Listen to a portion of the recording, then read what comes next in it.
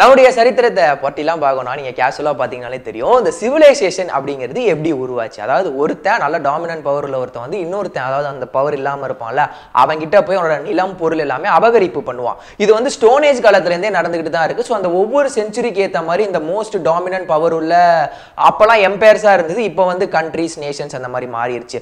இப்போ second century அப்படின்னு எடுத்துக்கிட்டீங்கன்னு வைங்களேன், அப்போ வந்து ரோமன் எம்பையர் தான் வந்து மோஸ்ட் பவர்ஃபுல் டாமினன்ட் எம்பையராக இருந்தாங்க. அப்புறம் செங்கிஸ் கான் அவரை பற்றி நிறைய பேர் கேள்விப்பட்டிருப்பீங்க. ஸோ 13th century அவர் வாழ்ந்த அந்த காலத்தில் வந்து மான்கல் எம்பையர் அப்படிங்கிறது தான் வந்து வேர்ல்ட்ஸ் லார்ஜஸ்ட் லேண்ட் எம்பையர் அப்படிங்கிற மாதிரி இருந்தாங்க. பட் அவர் போனதுக்கு அப்புறம் ஏற்பட்ட ஒரு சில சின்ன சின்ன கிளிச்சஸ்னால என்னாச்சு அப்படின்னா கொஞ்சம் கொஞ்சமாக அந்த எம்பையர் எல்லாமே செப்பரேட் ஆகி டிவைட் ஆக ஆரம்பிச்சுது. பிரிட்டிஷ் அவங்கள பற்றி சொல்லணும்ல, ஒவ்வொரு நாட்டுக்கும் வந்து நாங்கள் பிஸ்னஸ் பண்ண போகிறோம், ட்ரேடுக்காக வரோம்னு சொல்லிட்டு வணிகம்னு ஒவ்வொரு நாட்டுக்குள்ளேயும் போயிட்டு அவங்களோட கட்டுப்பாட்டில் எல்லாத்தையுமே கொண்டு வந்தாங்க. இன்ஃபேக்ட் சொல்லணும் அப்படின்னா அந்த உலகத்தோட உருண்டை இருக்குல்ல, அந்த வேர்ல்ட் சர்ஃபேஸில் குவார்டர் ஆஃப் த சர்ஃபேஸ் வந்து பிரிட்டிஷ் வந்து அடக்கி ஆண்டாங்க அப்படிங்கிற மாதிரியான விஷயங்கள் கூட நம்ம நிறைய கேள்விப்பட்டிருக்கோம். செகண்ட் வேர்ல்டு வார், இந்த செகண்ட் வேர்ல்டு வார் முடிஞ்சதுக்கு அப்புறம் தான் வந்து யூஎஸோட கை வந்து கொஞ்சம் கொஞ்சமா ஓங்க ஆரம்பிச்சது. ஏன் அப்படின்னா அப்போ வந்து இந்த வேர்ல்ட்ஸ் ஜிஎன்பி அதாவது கிராஸ் நேஷனல் ப்ராஃபிட் அப்படிங்கிற ஒரு விஷயத்துல 50% வந்து நம்மளுடைய யூஎஸ்ஏயோட தான் இருந்தது. அவங்களுக்கு அடுத்தபடியா இருந்தது வந்து ரஷ்யா. ஸோ இன்னைக்கு இந்த வீடியோ நம்ம எதை பத்தி பார்க்க போறோம் அப்படின்னா who will be the next super power nation. யூஎஸ்க்கு அடுத்தபடியா ஒரு மோஸ்ட் பவர்ஃபுல்லான நேஷன் என்ன அப்படின்னு கேட்டா எல்லாருமே டக்குன்னு சொல்றது வந்து ரஷ்யா தான். ஸோ ரஷ்யா அப்படிங்கிற ஒரு கண்ட்ரி மட்டுமே கான்ஸ்டன்டா ஒரு கேண்டிடேட்டாவே இருக்குன்னு வச்சுக்கோங்களேன். இப்போ சூப்பர் பவர் நேஷன் அப்படிங்கிற மாதிரி ஒரு எலெக்ஷன் வச்சிங்கன்னா அதில் கான்ஸ்டன்டா நிற்க கூட ஒரு கேண்டிடேட்னா அது ரஷ்யா எப்பவுமே இருந்துட்டு இருப்பாரு. மற்றவங்க கூட அந்த எக்கனாமிக் க்ரோத் மற்ற விஷயங்கள்லாம் வச்சு அந்த இன்டர்நேஷனல் இருக்கக்கூடிய அந்த சொசைட்டியில் நடக்கக்கூடிய அந்த பொலிட்டிக்கல் பவர் அந்த மாதிரியான விஷயங்களை கூட வச்சு கருத்து வேறுபாடுகள் இல்லை ஒரு சில நாடுகள் மாறி மாறி இருக்கலாம்.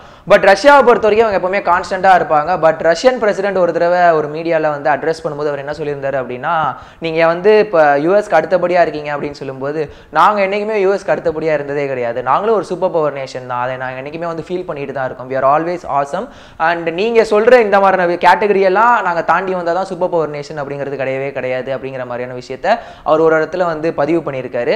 அண்ட் மேற்போக இவங்க கிட்ட வந்து பார்த்தீங்க அப்படின்னா ஒரு இம்ப்ரெசிவான மிலிட்ரி பவர் இருக்கு, அக்ரெசிவான நிறைய ஃபாரின் பாலிசிஸ் நிறைய நாடுகளோட போட்டிருக்காங்க, கான்ஸ்டன்ட்டாக அவங்களோட எக்கனாமிக் க்ரோத் வந்து கன்சிஸ்டண்டாக மெயின்டைன் ஆகிட்டே தான் இருக்கு. பட் இருந்தாலும் இவங்களால ஏன் அந்த நம்பர் 1 சூப்பர் பவர் நேஷனாக மாற முடியல அப்படின்னா அதுக்கான காரணம் வந்து ageing and shrinking of population தான். இந்த ஒரு காரணத்தினால தான் இவங்களால எப்பவுமே வந்து நம்பர் 1 சூப்பர் பவர் நேஷனா இப்போ வரைக்குமே ஆக முடியல. People's republic of China. So China வந்து ஆல்ரெடி எல்லா மீடியாஸும் எப்படி சொல்லுவாங்க அப்படின்னா செகண்டரி சூப்பர் பவர் நேஷன் அப்படிங்கிறது அவங்க ஆல்ரெடி நேம் பண்ணிட்டாங்க, அதை டிக்ளேரும் பண்ண மாதிரி ஆயிடுச்சு.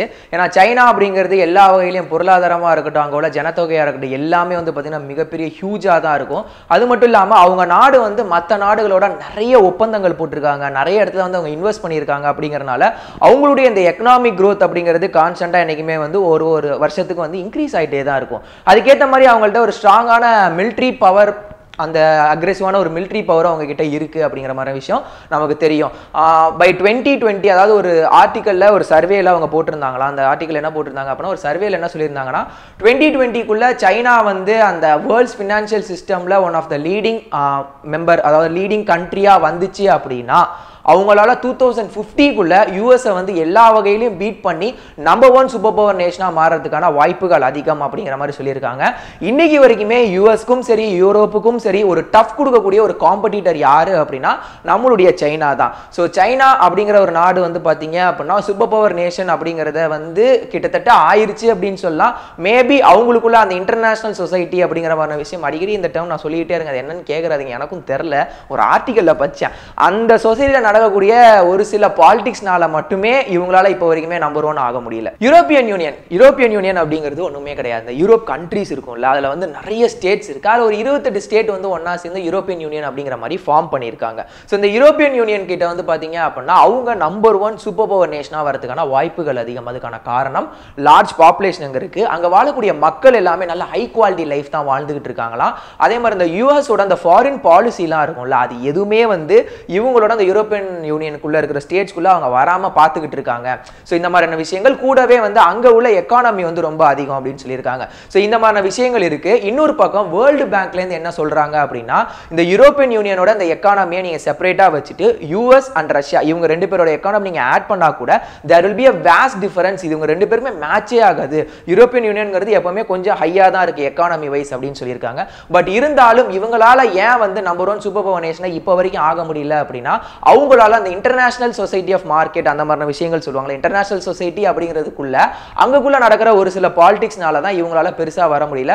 பட் இவங்க கிட்ட இருக்கக்கூடிய ஒரு 200 கம்பெனிஸ்க்கு இனி வரக்கூடிய காலகட்டத்தில் நல்ல ஒரு ஃபார்ச்சூன் இருக்குன்னு சொல்லியிருக்காங்க. India one of the most youngest nation in the world. கடைசியா ஒரு 60 வருஷம் எடுத்துக்கங்களேன். இந்த 60 வருஷத்துல வந்து பாத்தீங்க அப்படின்னா ஒரு டெமோக்ராட்டிக் ரூலிங் கவர்மெண்டா இருந்து நம்மளுடைய கவர்மெண்ட் வந்து வேற லெவல்ல பண்ணி நம்மளுடைய இந்தியாவுக்குன்னு ஒரு தனி இடம் வந்து கிடைச்சிருக்கு.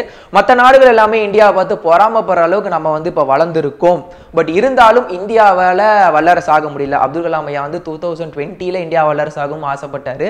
பட் ஆக முடியல. அதுக்கான காரணங்கள் inequality, corruption, poverty, caste system. இந்த 4 விஷயத்தினால மட்டும்தான் நம்மளால வந்து சூப்பர் பவர் ஆக முடியல அப்படிங்கிற மாதிரி விஷயம் இருக்கு. ஏன்னா நம்ம நாட்டில் வந்து நல்ல வளங்கள் இருக்கு, நிறைய மக்கள்கள் இருக்காங்க.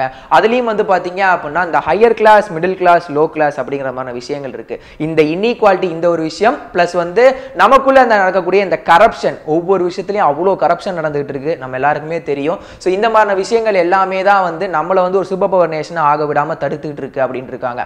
ரீசெண்டாக ஒரு சர்வேல என்ன சொல்லியிருக்காங்க அப்படின்னா நம்மளுடைய இந்த எக்கனாமிக் growth அப்படிங்கிறது, இந்த ஆனுவல் எக்கனாமிக் growthங்கிறது 7% வந்து இன்க்ரீஸ் ஆயிருக்கு அப்படின்னு சொல்லியிருக்காங்க. அண்ட் பை 2050 வேர்ல்ட்ஸ்லேயே வந்து ஒரு யங்கர் ஜென்ரேஷன் ஒர்க்கிங் சொசைட்டியா என்ன நேஷன் இருக்கும் அப்படின்னு கேட்டால் அது வந்து இந்தியாவா தான் இருக்கும் அப்படிங்கிறத தெரியப்படுத்தியிருக்காங்க. பட் ஸ்டில் இந்த ஒரு 4 ஹடில்ஸ் நான் சொன்னேன்ல, அந்த விஷயத்தை மட்டும் நம்ம கடந்து வந்துட்டோம் அப்படின்னா India will be a very good super power nation. Brazil, so பிரேசிலுக்கும் இந்த ஒரு ஆப்பர்ச்சுனிட்டி இருக்கு. அதுக்கான காரணம் என்ன அப்படின்னா அவங்க கிட்ட நல்ல ஒரு நேச்சுரல் ரிசோர்ஸ் இருக்கு, அப்புறம் வேல்யூ ஆஃப் மினரல்ஸ் இருக்கு, ரெயின் ஃபாரஸ்ட், வாட்டர் அப்படின்னு சொல்லிட்டு இந்த என்விரான்மெண்டலுக்கு என்னெல்லாம் தேவைப்படுமோ அந்த விஷயங்கள் எல்லாமே அவங்க கிட்ட ரொம்பவே நல்லா இருக்கு அப்படின்னு சொல்லியிருக்காங்க. ஸோ அதனால என்விரான்மெண்டல் இஷ்யூ அப்படிங்கிறது அவங்களுக்கு பெருசா வராது. பட் இதன் மூலியமா வரக்கூடிய அந்த கான்ஸ்டன்டான எக்கனாமிக் growth வந்து அவங்களுக்கு சூப்பர்பா வந்து கை கொடுக்கும் அப்படின்னு இருக்காங்க. பட் அவங்க சைடு இருக்கக்கூடிய ஒரு நெகட்டிவான விஷயம் என்ன அப்படின்னா அவங்க அந்த பொலிட்டிக்கல் பவர் அப்படின்னு சொல்றாங்க. பொலிட்டிக்கல் பவர் இந்த சென்ஸ் அவங்க கிட்ட இருக்கக்கூடிய அந்த மிலிட்ரியா இருக்கட்டும், ஆர்மி, நேவி, இந்த மாதிரி விஷயங்கள் இருக்குல்ல, அது ரொம்பவே லோவா இருக்கு. ஸோ அந்த ஒரு விஷயம் வந்து that might be a hurdle for them to become a super power nation அப்படின்னு இருக்காங்க. பட் ஓவராலா இப்போதைக்கு செக் பண்ணும்போது இனி வரக்கூடிய காலகட்டத்தில் இந்த ஒரு விஷயத்தை வந்து அந்த ஸ்ட்ராங்கான நேஷனல் ஐடென்டிட்டி அப்படிங்கிற சொல்லக்கூடிய இந்த ஒரு விஷயம், அதாவது இந்த மிலிட்ரி அந்த மாதிரி விஷயம் சொல்லல, இதுல அவங்க கொஞ்சம் கவனம் செலுத்தி கொஞ்சம் ஸ்ட்ராங் ஆக்குனாங்க அப்படின்னா they might have a chance to become a super power nation. இப்போ நான் சொன்ன அந்த 5 விஷயமே வந்து கைண்ட் ஆஃப் ப்ரிடிக்ஷன் மட்டும்தான். பட் அவுட் ஆஃப் பாக்ஸ்னு சொல்ற மாதிரி வேற ஏதாவது கண்ட்ரி கூட ஒரு சூப்பர் பவர் நேஷனா வரதுக்கான வாய்ப்புகள் அதிகம். 1980s கூட ஒரு தடவை சொல்லியிருந்தாங்க, எழுதி வச்சுக்கோங்க, கண்டிப்பா சொல்றேன், ஜப்பான் தான் நெக்ஸ்ட் சூப்பர் பவர் நேஷனா இருக்க போகுது. வேணா பாருங்க, அந்த கண்ட்ரியோட எக்கனாமிக் growthலாம் அப்போ வந்து வேற லெவல்ல இருந்ததுனாங்க. பட் 1991ல திடீர்னு அவங்களோட எக்கனாமிக் growthல ஏற்பட்ட சரிவுனால அவங்களால அந்த இடத்த ரீச் பண்ண முடியல அப்படிங்கிற மாதிரி விஷயங்கள் கூட நடந்திருக்கு. ஸோ ஃபார்ச்சூன் வந்து யாருக்கு ஃபேவரா இருக்க போகுது அப்படிங்கிறது தெரியல.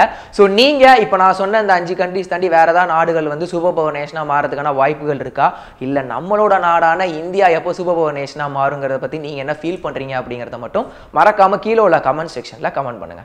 என்ன வியூவர்ஸ், இந்த வீடியோ உங்களுக்கு பிடிச்சிருந்துச்சா? ரொம்ப பிடிச்சிருக்கு அப்படின்னு நாங்கள் நம்புகிறோம். இது மாதிரி நீங்கள் நிறைய வீடியோ பார்க்கணும், அதுக்கு என்ன பண்ணணும் அப்படின்னு தானே கேட்குறீங்க. அதுக்கு நீங்கள் நெட்டிஃபாரியை சப்ஸ்கிரைப் பண்ணணும். அது எப்படி பண்ணணும் அப்படின்னு கேட்டிங்கன்னா நடுவில் ஒரு லோகோ கிளிக் பண்ணிங்கன்னா சப்ஸ்கிரைப் பண்ணிடலாம். ஸோ இது மட்டும் இல்லாமல் லெஃப்ட் சைடில் தடம் படத்தோட மூவி ரிவ்யூ இருக்குது, ரைட் சைடில் நம்ம இன்ஜினியரிங் ஸ்டூடெண்ட்ஸோட கதறல் இருக்குது. 2 வீடியோ பார்க்கலன்னா பார்த்து என்ஜாய் பண்ணுங்கள்.